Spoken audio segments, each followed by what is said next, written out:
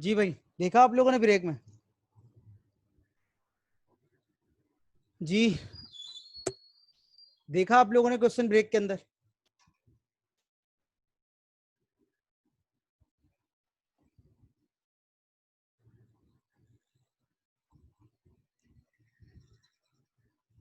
जो मैं बातें बता रहा हूँ उसको अगर एक दफा गौर से सुन लेंगे तो चीजें क्लियर हो जाएंगी, वरना आप लोगों को बस ये प्रॉब्लम ही रहेगी।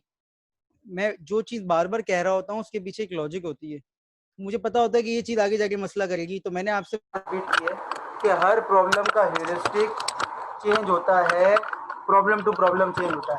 तो मतलब क्या है, किसी और प्रॉब्लम के अंदर कोई और ह्यूरिस्टिक होगा, किसी और प्रॉब्लम के अंदर कोई और होगा।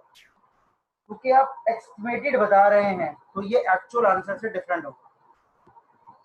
आप ये कह रहे हैं कि ये मेरा एक्सपीरियंस है। एक बंदा पाकिस्तान टूर पे गया, उसने बोला मैं पाकिस्तान टूर पे गया था, मेरे 20,000 रुपये लगे। तो जब आप जाएंगे ना, आपके उसके करीब करीब लगेंगे, पूरे 20,000 नहीं लगेंगे। क्यों? क्योंकि आप एक्चुअल में काम कर रहे हैं, वो अपना पास्ट एक्सपीरियंस से बता रहा है। तो ग्राउंड रियलिटीज को उस वक्त हो सकता है चीजें डिफरेंट हो। आर यू गेटिंग मी?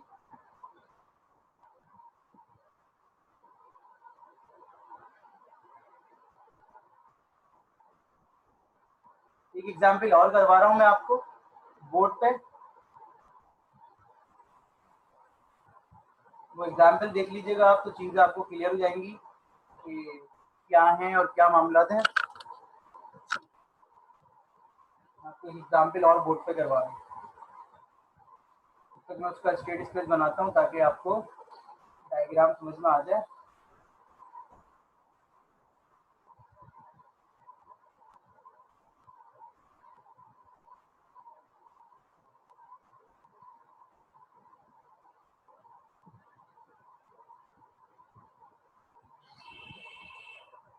कुछ लोग और भी ज्वाइन कर लें, तक मैं उसको डायग्राम को बना लेता हूँ बोर्ड पर।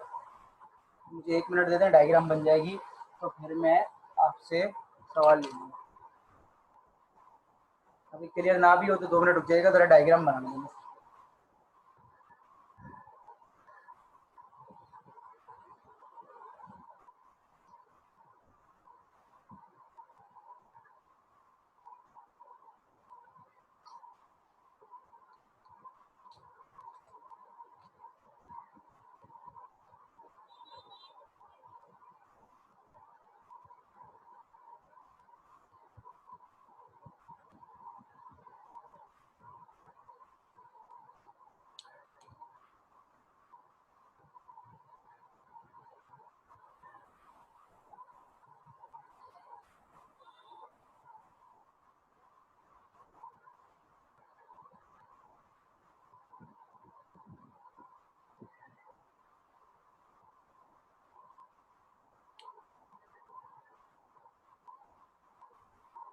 ठीक है, और ह्यूरिस्टिक टेबल जो है वो ऐसे है कि एस का ह्यूरिस्टिक है 7,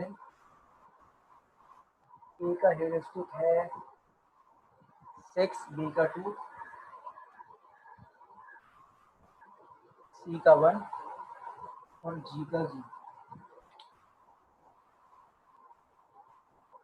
जी भाई, डायग्राम दिख रही है आप लोगों को? देखें, ये एक डायग्राम है आपके पास।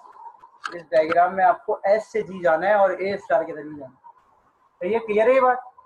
अब जो इन बिटवीन ट्रांजिशन लिखी हुई है वो वैल्यूज क्या है आपकी कॉस्ट, और जो नोट के साथ में लिखी हुई है ये वैल्यूज क्या है आपकी ह्यूरिस्टिक। तो अगर हम टेबल नहीं गिवन दे रहे हैं आपको और हम इस तरीके से समझा रहे हैं तो इसमें प्रॉब्लम की क्रिएट करने की जरूरत नहीं है। सिंपल आप समझ जाए कि ये जो नोट के साथ लिखा हुआ है नेक्स्ट, ये क्या है इसका ह्यूरिस्टिक। अब आपको ये भी परेशान होने की जरूरत। जी, आवाज क्लियर है? क्लियर है आवाज?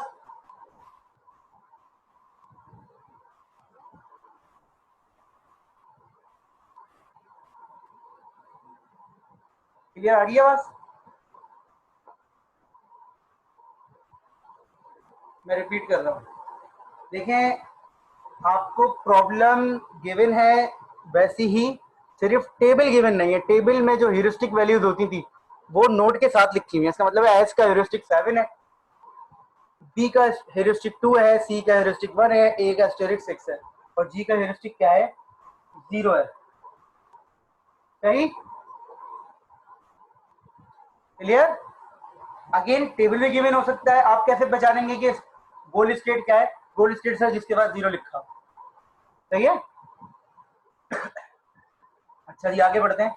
आगे बढ़ के आपको समझाने की कोशिश कर रहा हूं मैं कि देखिए आप यहाँ लिखा हुआ बी का हेरिस्टिक 2, इसका मतलब ये नहीं है कि बी से जी जब कॉस्ट निकालूंगा तो वो 2 आएगी, एस्टिमेटेड है। एस्टिमेटेड का मतलब है बी से जी का स्ट्रेट लाइन डिस्टेंस 2 है।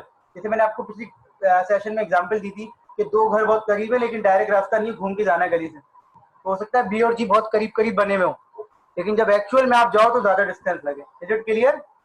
हम इसको एक्सप्लेन कर रहे हैं ए स्टार से। तो देखिए ए स्टार से कैसे एक्सप्लेन करते हैं। सबसे पहले आपने एस बनाया, अब इसको प्रॉब्लम को सॉल्व करने के तरीके हैं। तो आपने कहा सर एस से कितने पाथ कनेक्टेड हैं? तो ये देखिए गौर से, एस ए और दूसरा कौन सा है? S B.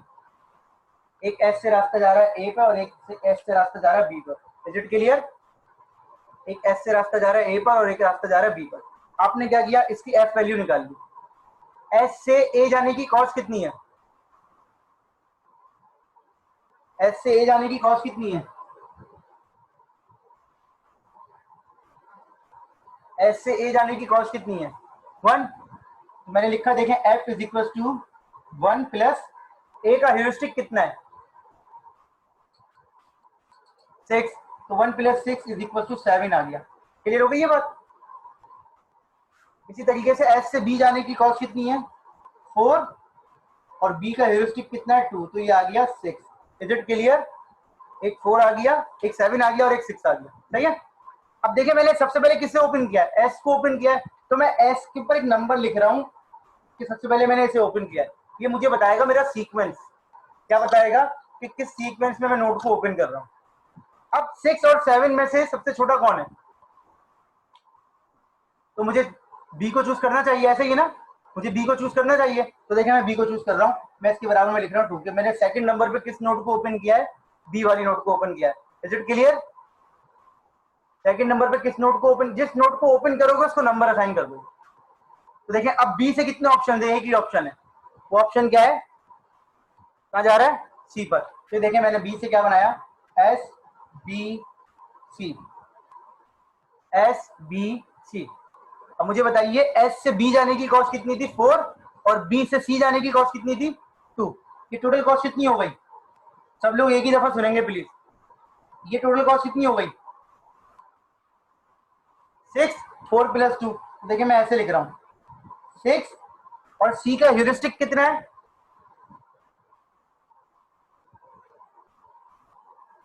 सी का ह्यूरिस्टिक कितना? 1। तो 6 प्लस 1 कितना हो गया? 7। ये सबको समझ में आया? सबको समझ में आया? ये 7 हो गया, ये सही है। अब आप बताइए कि आपके पास कितनी नोड ऐसी हैं जो ओपन नहीं हुई? 2, एक ये वाली और एक ये वाली, और दोनों का एफ वैल्यू कितनी है? दोनों की एफ वैल्यू कितनी है? इक्वल। तो अगेन अब इक्वल है तो किसी को भी ओपन कर सकते हैं आप, इक्वल है तो किसी को भी ओपन कर सकते हैं, लेकिन आप बी के 2 चाइल्ड नहीं थे बेटा। ये एरो बना हुआ है ना, एरो का मतलब होता है कि वापस नहीं जाना। अगर ये एरो नहीं होता तो बाय डायरेक्शनल होता है, ठीक है अनस? सही है। अगर एरो बना हुआ है तो फिर तो हमें डायरेक्शन बता दी ना। आप ये समझ लें कि 1 वे, मतलब 2 वे नहीं है रास्ता। अच्छा जी, अब आइए हम किसी को भी ओपन कर सकते हैं। तो अगेन हम उसे ओपन करेंगे जो हमने पहले चूज किया था, तो हम इसको ओपन कर रहे हैं। अगेन कह रहा हूँ, आप इसे ओपन करें या इसे ओपन करें कोई फर्क नहीं पड़ेगा, आंसर वही आएगा जो आना है। लेकिन हम इसे ओपन क्यों कर रहे हैं? क्योंकि ये पहले आया था, फर्स्ट कम फर्स्ट सर्व, तो हम ए को ओपन कर रहे हैं। ए से कितने कनेक्शन है? ए से कितने कनेक्शन है? 3। ए से कितने कनेक्शन है? ए से कितने कनेक्शन है? 3। तो देखिए मैं थोड़ा दूर करके बना रहा हूँ जगह की वजह से। ये पहला कनेक्शन हो गया ए का, एस ए बी। ये दूसरा कनेक्शन हो गया एस ए सी, और ये तीसरा कनेक्शन हो गया एस ए जी। इन तीनों को हम चेक कर लेते हैं, इन तीनों की एफ वैल्यू। तो ए बी की एस ए बी देखें, 1 और 2 कितना होता है? 1 और 2 कितना होता है? 3 और बी का ह्यूरिस्टिक कितना है? 2, तो ये नंबर आ गया 5। अभी हमने इसे ओपन किया ना ए को, तो इसको थर्ड नंबर असाइन कर देते हैं। थर्ड नंबर पे हमने इसे ओपन किया, फर्स्ट पे से किया था, 2 पे से किया था, थर्ड पे से किया था। इसकी वैल्यू आ गई 5, इसकी वैल्यू कितनी आ गई 5, सही है। अब आ जाते हैं ए सी, इसको ओपन नहीं किया, इसको सिर्फ चेक कर रहा हूँ। इसी तरीके से एस ए सी, 1 और 5 6, 6 और 1 7।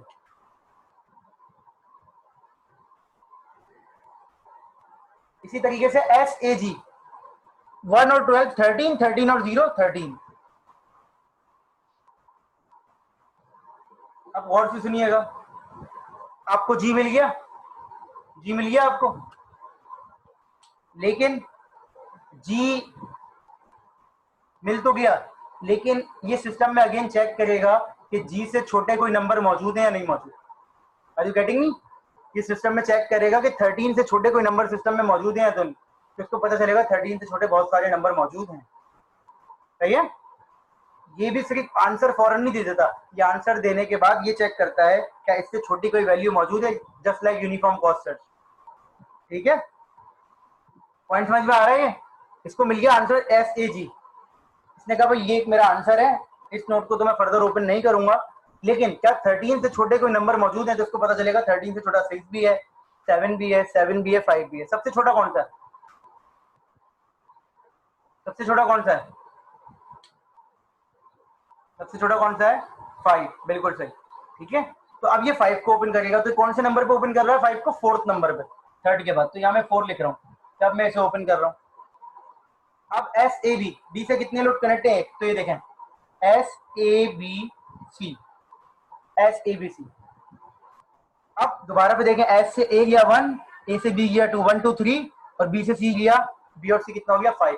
तो ये एस ए बी सी ये 5 हो गया, और सी का हेरिस्टिक क्या है 1, तो ये हो गया 6। ये क्या हो गया 6। क्लियर? क्लियर हो गया? सही है, ये आ गया 6। अब ये आ गया 6। अब अगेन हमने देखना है क्या 6 से छोटा कोई नंबर, ओवरऑल छोटा कौन सा नंबर है, तो एक 6 ये है, एक 7 ये है, एक 7 ये है, 7 ये है, 6 ये है। तो अब हम इसे चूज कर लेंगे, किसे? जो पहले आया था, तो हम 6 को चूज कर लेते हैं। हम इस 6 को ओपन करते हैं, ये एस बी था, बड़ी टिकी बनती है इसकी। ठीक है, तो एस बी, तो बी से एक ही कनेक्शन है, मैं थोड़ा डायग्राम नीचे करके बना रहा हूँ, S B C, S B C. इसको हमने कौन से नंबर पर ओपन किया है? सॉरी, 6 तो ओपन कर लिया था, गलती हो गई, 6 तो ओपन कर लिया था, यही 6 ओपन होगा, क्योंकि ये तो हम ओपन कर चुके हैं पहले। देखिए एक ये रहती है नोट, एक ये 3 7 है और एक 6 है, तो हम इसे ओपन करेंगे। तो एस ए बी सी, एक ही रास्ता है जी, ये देखिएगा एस ए बी सी जी। अब मुझे बताइए एस से ए 1, 1 2 3, 3 2 5, 5 3 8, ये आ गया 8, और 8 प्लस 0 क्या है? 8। इसको एक और जी मिल गया, और पहले वाले जी से बेहतर है, एक और जी मिल गया, और पहले वाले जी से क्या है? ये बेहतर है, ये बेहतर है, ये बेहतर है। ठीक है, तो अब ये अपने पास जो आंसर अपडेट करेगा ना, फर्स्ट करें साइड में अपडेट कर रहा है, ये कहीं पर आंसर अपडेट कर रहा है, साइड में मेमोरी में लिख रहा है, तो इसको अपडेट करके इसे लिख देगा, जैसे यूनिफॉर्म कॉस्ट सर्च करता था। अब ये दोबारा देखेगा क्या 8 से छोटा कोई नंबर मौजूद है सिस्टम में, तो अभी भी 3 नोड्स ऐसी हैं जो 8 से छोटी हैं, अभी भी 3 नोड्स ऐसी हैं जो, 3 नोड कह रहा हूँ, 2 नोड ऐसी हैं जो 8 से छोटी हैं, एक ये वाली और एक ये वाली, किसी भी ओपन कर लो आप। ठीक है ना, तो इसने इसे ओपन किया 5th नंबर पे, अभी आएगा इसे ओपन करेगा, क्या इसे ओपन कर लेते हैं, इसे ओपन कर लेते हैं। तो ये 6 नंबर पे किसे ओपन कर रहा है? इसे ओपन कर रहा है। ये सीक्वेंस बहुत इंपॉर्टेंट है, इस सीक्वेंस से ये पता चलता है कि हम किस ऑर्डर में चीजें ओपन कर रहे हैं। तो देखें अब एस बी सी जी, तो देखें एस से बी गया 4, बी से सी गया 2 6, और 6 3 9, ये हो गया 9 प्लस 0, ये नंबर आ गया 9। यहां से भी आंसर आ गया, लेकिन ये आंसर 8 से बेहतर नहीं है, तो मैं अपडेट नहीं करूंगा, लेकिन इस बात को रोक दूंगा क्योंकि यहाँ पर आंसर मिल चुका है, आंसर से आगे जाने की जरूरत नहीं है। अब इसे भी ओपन करके देख लेते हैं, इसे हमने ओपन किया 7th नंबर पे, एस ए सी, तो ये हो गया एस ए सी जी, ये हो गया एस से ए 1, 5 6 6 3 9, 9 प्लस 0 इज इक्वल टू 9। ठीक है, तो ये एक और आंसर आ गया, लेकिन ओवरऑल आंसर आपका कौन सा बेहतर है? एस ए बी सी जी, ये आपका हो गया shortest path. Is it clear? ठीक है, अब आपके लिए जो इंपॉर्टेंट बात है ना बेटा, वो क्या इंपॉर्टेंट बात है? वो इंपॉर्टेंट बात ये है कि आपने ना ये ऑर्डरिंग करनी है लाजमी कि मैं किस सीक्वेंस में किस नोट को ओपन कर रहा हूँ। फर्ज करें इस नोट पे लिखा होता, फर्ज कर लें सिर्फ, ये तो रिकॉर्डिंग आपके पास आ ही जाएगी, फर्ज करें यहाँ लिखा होता 17, तो यहाँ पर अब ये नोट ओपन नहीं होती। अगर यहाँ लिखा होता 17 तो 8 के बाद जो नोट ओपन हो गई, ये नोट ओपन नहीं होती। क्यों ओपन नहीं होती? क्योंकि इसको ओपन करने का फायदा ही नहीं है अगर ये 17 लिखा होता। क्यों? क्योंकि 17 से बड़ा ही आंसर आना चाहिए, या बड़ा ना भी आए तो आंसर सही नहीं आएगा, इसलिए 8 से छोटा नंबर ही ओपन होगा, 8 से बड़ा नंबर ओपन नहीं होगा। Is it clear? अब अगर कोई स्टूडेंट इसमें ये ओपन कर लेता है तो उसका मतलब है उसने ए स्टार से नहीं किया, उसने जस्ट सारी नोट्स ओपन करके देख ली। पॉइंट समझ में आ रहा है? अगर यहाँ 17 लिखा हुआ हो और कोई स्टूडेंट इस नोट को ओपन कर ले इस क्वेश्चन के अंदर, तो वो गलत काम कर रहा है, वो ए स्टार से काम नहीं कर रहा, वो जस्ट क्या कर रहा है, सारी नोट्स को ओपन करके बस रैंडमली चेक कर रहा है। Is it clear? तो पेपर के पॉइंट ऑफ व्यू से what is important? Important is कि भाई आपने उसी ऑर्डर में नोट्स को ओपन करना है जिस ऑर्डर में नोट्स ओपन होंगी। ऐसा नहीं है कि आप किसी भी नोट को ओपन करते रहें, किसी भी नोट को ओपन ना करें। फर्ज करें आप ये बना दे और आंसर यहाँ आ जाए, वो उनको ओपन ना करें। जिस नोट को ओपन करना है लाजमी करना है। सारी नोट्स ओपन नहीं होती, इत्तेफाक से इस क्वेश्चन में हुई है, हर क्वेश्चन में सारी नोट जरूरी नहीं है कि ओपन हो। अभी आपने देखा था एडिड वाली एग्जाम्पल, उस वाली एग्जाम्पल में सारी नोट्स ओपन नहीं हुई। Is it clear? पॉइंट समझ में आ गया? पॉइंट समझ में आ गया?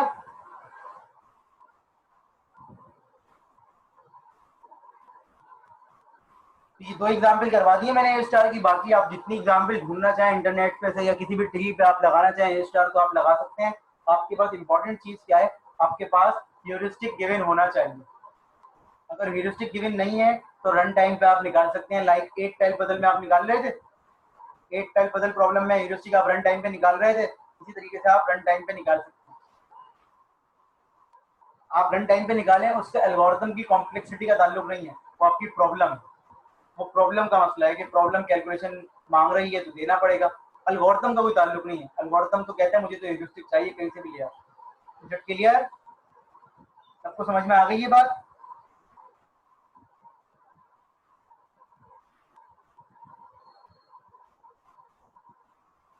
समझ में आ गई ये बात? कोई सवाल है तो बता दीजिए प्लीज। तो ये कहलाता है ए स्टार। अब मुझे बताइए कि ए स्टार ऑप्टिमल है, सॉरी कंप्लीट है या नहीं है? शाबाश, कंप्लीट है। ठीक है भाई, ए स्टार कंप्लीट है, ए स्टार कंप्लीट है, बिल्कुल कंप्लीट है। ठीक है, और अब मुझे बताइए कि कंप्लीट है डेफिनेटली, क्योंकि वो आंसर कर रहा है और तमाम नोट्स को चेक कर रहा है।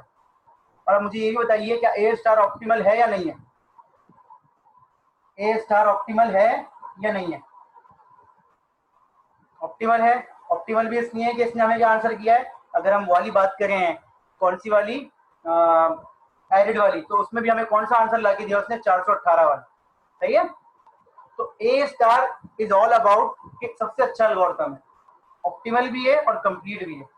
इस पे जाहिर सी बात है ज्यादा ऑक्यूपाई कर रहा है। क्यों ऑक्यूपाई कर रहा है? इसलिए कर रहा है कि जाहिर सी बात है अब तक जितनी भी नोट जनरेट हुई हैं उनका रिकॉर्ड तो इसे मेंटेन करना ही है। तो जितनी भी नोट्स आपकी अभी तक जनरेट हुई हैं उसका रिकॉर्ड इसे मेंटेन रखना है, लाजमी रखना है। तो अगर ये रिकॉर्ड रखेगा तो डेफिनेटली इसको क्या करना पड़ेगा, इसको जितनी भी नोट्स अब तक बनी है उनको रिकॉर्ड में रखना पड़ेगा। तो जाहिर सी बात है उसी के बिहाफ पे ये डिसीजन ले सकता है, अदरवाइज ये फिर फिजिबल नहीं होगा यूज करने के लिए। लेकिन एक जो इम्पोर्टेंट बात है वो क्या है कि ये ऑप्टिमल भी और कंप्लीट भी। A star. Is it clear? कोई सवाल है तो बता दीजिए प्लीज। Any question?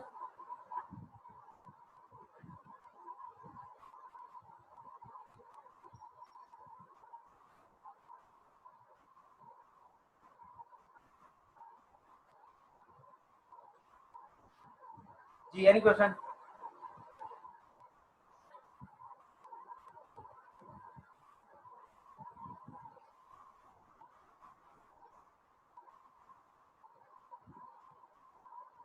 कोई भी क्वेश्चन है तो बता दीजिए प्लीज।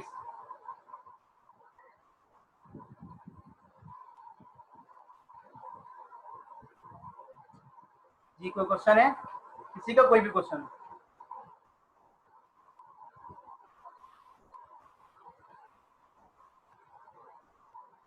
सब समझ में आ गया है? चलें फिर मैं आपको एक एग्जाम्पल दिखाता हूँ, ठीक है? एग्जाम्पल देख लीजिए और फिर मुझे एक्सप्लेन कीजिए।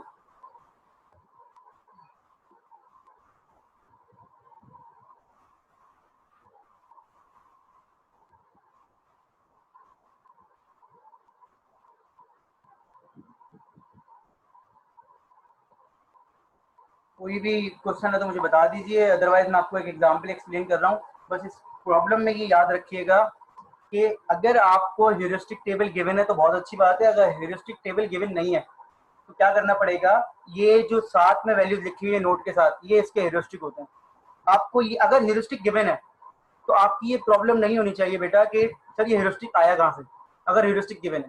और अगर ह्यूरिस्टिक गिवन नहीं है तो आप प्रॉब्लम को समझते हुए कोई ऐसी स्कीम डिजाइन करने की कोशिश करें कि जिससे आप ह्यूरिस्टिक निकाल सकें।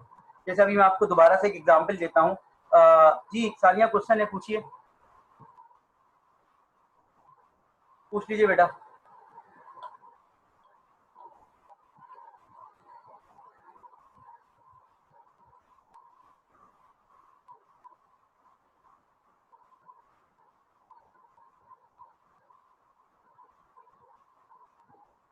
नहीं, हाँ गिरिडी में और इसमें फर्क यह है कि गिरिडी में सिर्फ मूविंग फॉरवर्ड और कोई पीछे की बात नहीं सोचता। जहां उसको बेहतर ऑप्शन नजर आया, मैं आपको एक्सप्लेन करता हूँ थोड़ा सा ना इस चीज से। देखें, फर्ज करिए ए पे खड़ा हुआ है, इस डायग्राम के रेफरेंस से बात नहीं हो रही, जर्नल बात हो रही है, बी सी डी।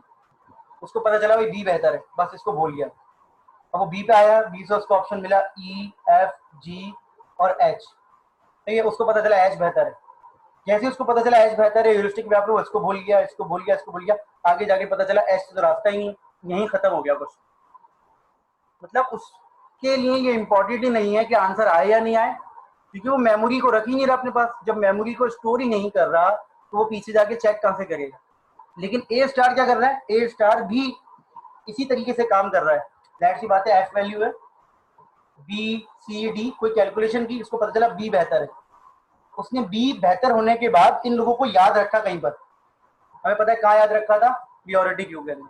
और फिर यहाँ पर आया ई एफ जी। मैं मिसाल दे रहा हूँ ना इसलिए, आपको मैं बहुत दफा बता चुका हूँ बात। देखें, आप पाकिस्तान टूर पे जा रहे हैं, आप पाकिस्तान टूर पे जा रहे हैं, आप यहाँ से ये नोट्स डिफरेंट चूज करते हुए आए, ठीक है? फर्स्ट करें आप खड़े में इस्लामाबाद, और आपने आगे बहुत सारी जगहों पे जाना है, बहुत सारी जगहों पे जाना है। आप यहाँ पहुंच चुके हैं, यहाँ पहुंच चुके हैं, तो यहाँ तक जो आपने कॉस्ट सर्च की है वो जी है, और आगे जो आपकी एस्टिमेटेड कॉस्ट है वो क्या है, ह्यूरिस्टिक। गिरिडी क्या कर रहा है, गिरिडी ये कह रहा है कि भाई जो पीछे हो चुका वो मेरे लिए इंपॉर्टेंट नहीं है, और आगे चूंकि मैं गिरिडी हूँ, लालची हूँ, तो मैं सिर्फ उसे चूज करूंगा जो मेरे लिए बेहतर है। आगे जाके वो स्टक हो जाए, आगे जाके वो फंस जाए, आगे जाके वो चाइल्ड जनरेट ना करे, मेरे लिए वो इंपॉर्टेंट नहीं है। मैं सिर्फ ह्यूरिस्टिक के ब्याज पर काम करूंगा। लेकिन ए स्टार ये कह रहा है कि तुम कॉस्ट को भी याद रखो, कि अगर तुम कहीं फंस जाओ या तुम्हें कहीं बड़ा आंसर मिल जाए तो तुम उसमें से मैक्सिमम को, मिनिमम को चूज करके वापस आ सको। मैं आपको एक एग्जांपल और समझा रहा हूँ बेटा, सब लोग देखिएगा प्लीज। ये देखिएगा, वही एक टाइल बता रहा हूँ मैं आपको बात। ये देखिएगा 1 2 3 4 5 6 7 8 क्वेश्चन मार्क। सपोज करें this is your initial state और what is your goal state. Again वही वाली एग्जांपल मैं दोबारा से समझा रहा हूँ क्योंकि प्रॉब्लम तो हमें पता ही है।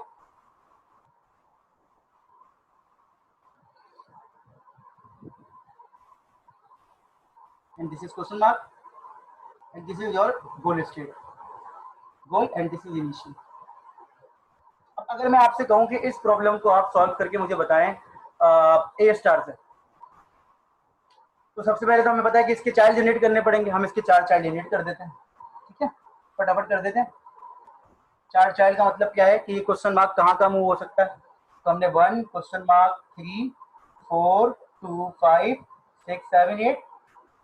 इसी तरीके से दूसरा चाइल्ड जनरेट करेंगे 1 2 3 4 5 क्वेश्चन मार्क 6 7 8।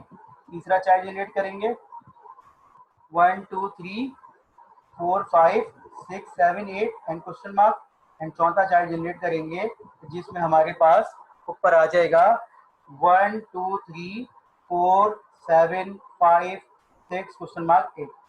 ठीक है, कंप्लीट तो आप लोग ही करेंगे एग्जाम पे, मैं सिर्फ आपको एक हिंट दे रहा हूँ। आपको पता है ह्यूरिस्टिक कैसे निकाला था इसका? सबको पता है ना ये बात? आप सबको पता है ना ये बात कि ह्यूरिस्टिक कैसे निकाला था? कैसे निकाला था? जल्दी से आंसर करें। मिसप्लेस, ठीक है, सकीना ने बताया मिसप्लेस। और बाकी लोग सबको याद है ना कि कैसे ह्यूरिस्टिक निकाला था? बताएं मुझे कैसे निकाला था, जल्दी से बताइए। हमने मिसप्लेस टाइल्स या करेक्ट टाइल्स कैलकुलेट किए थे। तो फर्स्ट करें, यहाँ पर 5 लिखा हुआ है कि भाई इसमें और इसमें मिसप्लेस टाइल्स कितने हैं? 5। इसमें 3 है, इसमें 5 है, इसमें 6 है। अगेन ये एक्चुअल वैल्यूज नहीं है, जस्ट आपको आइडिया देने के लिए मैंने रफ लिखा हुआ है, आप इसको खुद देख लीजिएगा। 8 टाइल कैसे काम करता है? 8 टाइल कहता है कि मैं सिर्फ ह्यूरिस्टिक के ब्याज पे काम नहीं करता, मैं काम करता हूँ कॉस्ट प्लस ह्यूरिस्टिक, मतलब G प्लस H। तो आप में से मुझे कोई बता सकता है कि इस जगह पर F कैलकुलेट करते हुए G की वैल्यू क्या होगी और H की वैल्यू क्या होगी?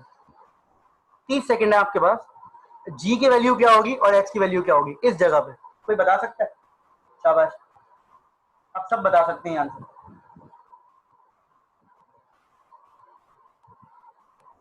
इस जगह पे G की वैल्यू क्या होगी और H की वैल्यू क्या होगी?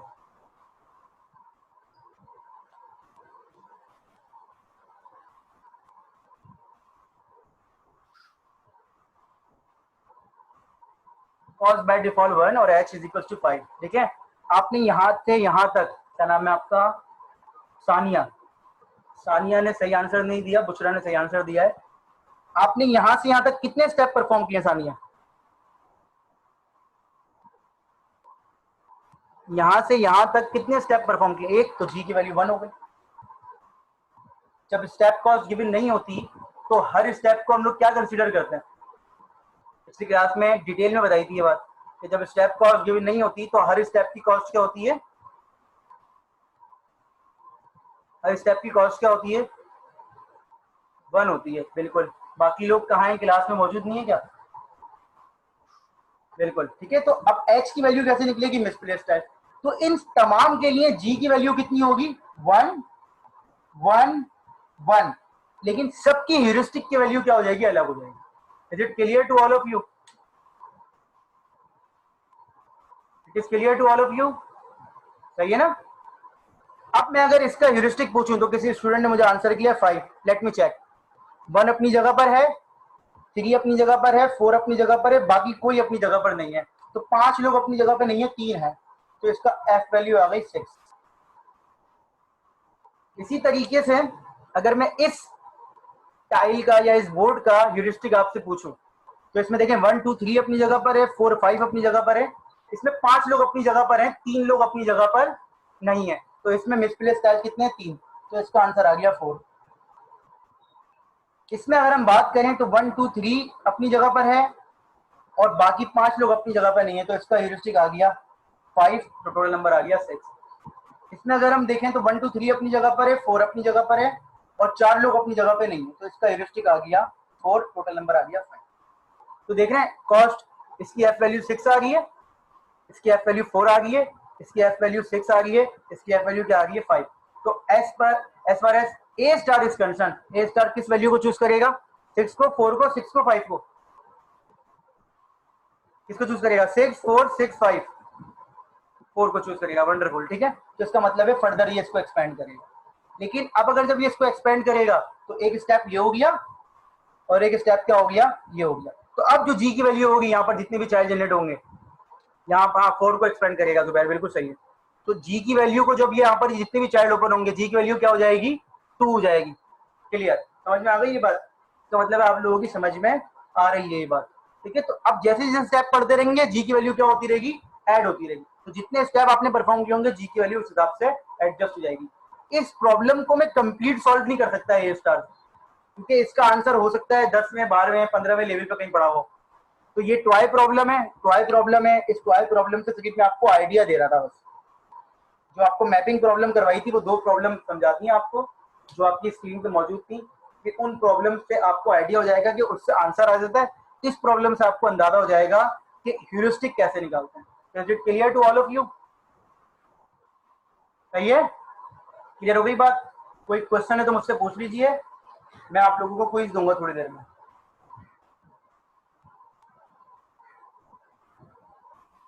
जी, एनी क्वेश्चन?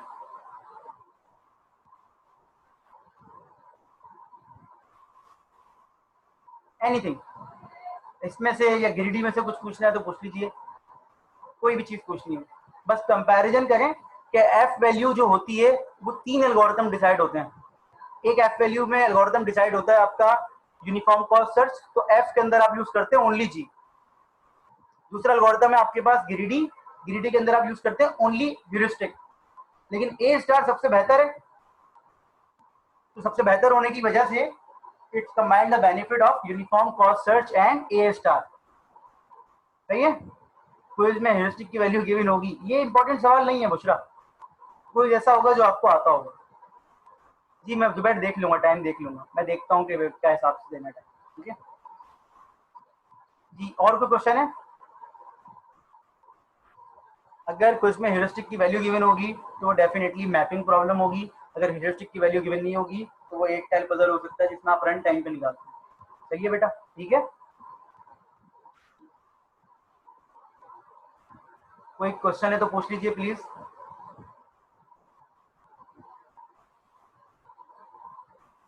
ठीक है, तो मैं स्लाइड पे जा रहा हूँ वापस, तो अगर स्क्रीन शॉट लेना ले लीजिए, स्लाइड में अपलोड कर दूंगा।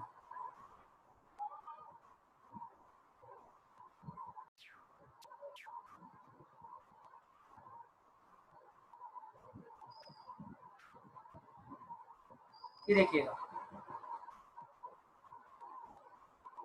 एक आखिरी कॉन्सेप्ट है ए स्टार में, वो कहलाता है एडमिजिबल। दिस टर्म एडमिजिबल, ये एडमिजिबल समझ लें, फिर ए स्टार का टॉपिक ऑलमोस्ट खत्म हो जाएगा। एडमिजिबल एक वर्ड है, एक कॉन्सेप्ट है, ये कंडीशन होती है बेसिकली। देखिए मैं आपको मिसाल देता हूँ, मैंने आपने मुझसे पूछा सर आप पाकिस्तान टूर पे गए थे, आपके कितने पैसे लगे थे? मैंने कहा यार मेरे 20,000 रुपये लगे। तो इसका मतलब पता है क्या है, कि मैंने जो वैल्यू आपको बताई है वो एस्टिमेटेड है। अब जब आप एक्चुअल में जाएंगे तो आपके 20,000 या 20,000 से ज्यादा लगने चाहिए। दोबारा सुन लीजिए, मेरे घर से टीएफ कीट मेन कैंपस तकरीबन 22 या 21 किलोमीटर दूर है। कितनी दूर है एक्चुअल में? जब मैं रोज आता हूँ जाता हूँ, आप आते जाते हैं, तो जब मैं डेली आता जाता हूँ रूट पे से, तो मेरे घर से जो मेन कैंपस है वो तकरीबन 21 किलोमीटर दूर है।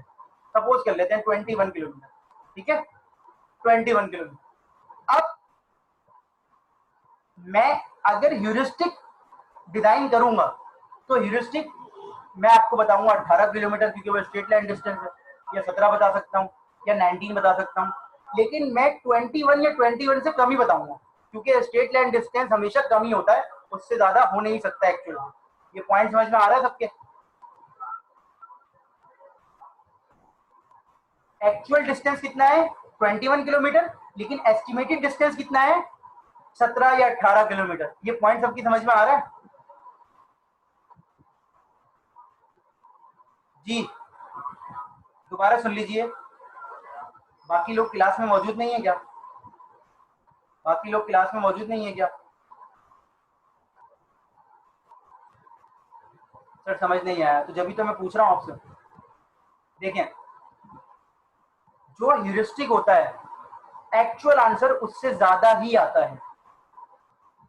जो ह्यूरिस्टिक होता है एक्चुअल आंसर उससे ज्यादा ही आता है। अब जरा मैं इस चीज को एक्सप्लेन करता हूँ इससे। आपको ये क्या गिवन है, एरिड से बिचूरिस जाने का ह्यूरिस्टिक कितना गिवन है? कितना गिवन है? 366, सही है। और आपने अभी प्रॉब्लम सॉल्व की ब्रेक से पहले, तो कितना आ रहा है? कितना आ रहा है? ये कितना आ रहा है? 418। कितना गिवन है आपको? गिवन कितना है? 366। और आ कितना रहा है आंसर? 418। जो आपको गिवन है वो कम है और जो आ रहा है वो ज्यादा है। तो कभी भी ह्यूरिस्टिक ट्रू कॉस्ट को ओवर एस्टिमेट नहीं करता। कभी भी ह्यूरिस्टिक ट्रू कॉस्ट को ओवर एस्टिमेट नहीं करता। मैं बार बार ये लाइन रिपीट कर रहा हूं, कभी भी ह्यूरिस्टिक ट्रू कॉस्ट को ओवर एस्टिमेट नहीं करता। कभी भी ह्यूरिस्टिक ट्रू कॉस्ट को ओवर एस्टिमेट नहीं करता। अगर मैं कहूं कि मेरे घर से मेन कैंपस का स्ट्रेट लाइन डिस्टेंस 18 किलोमीटर है, तो जब मैं एक्चुअल में जाऊंगा तो आंसर 18 या 18 से ज्यादा आना चाहिए। Is it clear? कभी भी ह्यूरिस्टिक ट्रू कॉस्ट को ओवर एस्टिमेट नहीं करता। Is it clear? True cost क्या है? जो आप निकाल रहे हैं एक्चुअल में। ह्यूरिस्टिक क्या है? जो आप एस्टिमेटेड बता रहे हैं। तो कभी भी ह्यूरिस्टिक ट्रू कॉस्ट को ओवर एस्टिमेट नहीं करता। अगर आपने कहा ये काम करने में एस्टिमेटेड 100 रुपीज लगेंगे, तो जब एक्चुअल में आप वो काम करेंगे तो 100 या 100 से ज्यादा ही लगने चाहिए। अगर ट्रू से ज्यादा वैल्यू गिवन है तो ह्यूरिस्टिक अच्छा ह्यूरिस्टिक नहीं है। देखिए, अगर ह्यूरिस्टिक ओरिजिनल होगा, सही गिवन होगा, तो कभी भी ट्रू कॉस्ट को ओवर एस्टिमेट नहीं करेगा। Is it clear to all of you? मैं आपसे बोल दूं पाकिस्तान तौर पे तो 5,000 लगते हैं, सही है, सही है, लेकिन मैं आपसे बोलूं पाकिस्तान तौर पे तो 1 करोड़ रुपए लगते हैं। अब आप जा रहे हैं तो आपके 20,000 लग रहे हैं। तो डेफिनेटली ट्रू कॉस्ट को कभी भी ओवर एस्टिमेट नहीं करना चाहिए। Is it clear to all of you? अब आप आइए इस प्रॉब्लम पे, जो आप प्रॉब्लम अभी देख रहे थे, जरा ये मैप देख लीजिए एक दफा। 2 मिनट रहते हैं इस मीटिंग के एंड होने में। ये देखिए, ये देखिएगा, अगर आप बात करें इन दोनों की, पी से बिचोलियस जाने का एक्चुअल डिस्टेंस कितना लिखा हुआ है?